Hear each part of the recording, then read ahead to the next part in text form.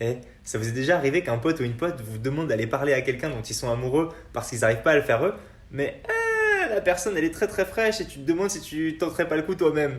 On fait quoi dans ce cas-là? Ça tombe bien parce que c'est tout le sujet du livre que je viens de terminer ce matin, Les Caprices de Marianne de Musset. Retenez juste que c'est une pièce de théâtre qui a été publiée en 1833 et jouée pour la première fois en 1851 à la Comédie Française. L'intrigue c'est celle de Marianne, une jeune et belle femme très convoitée, et convoitée notamment par Coelho, un jeune homme qui cherche à lui parler pour lui exprimer son amour, mais fait face à la jalousie impénétrable de son mari Claudio, un vieux juge, et à ses réticences à elle. Et donc pour ce faire, il envoie son ami Octave tenter de la séduire. Et c'est là que se pose la question, puisque Octave est en situation de parler à Marianne en faveur de son ami Coelho, mais qu'il pourrait aussi profiter de l'intérêt qu'elle lui porte à lui, à ses propres fins. Tout ce que je dévoilerai, c'est qu'Octave n'est pas un mauvais ami, mais cette comédie prend aussi des airs de tragédie. C'est un livre qui parle d'amour, de jalousie, mais aussi du sort des femmes, dont Marianne se plaint en décrivant l'embarras de sa situation lorsqu'Octave vient la sommer d'aimer son ami Coelho. Si je me rends, que dira-t-on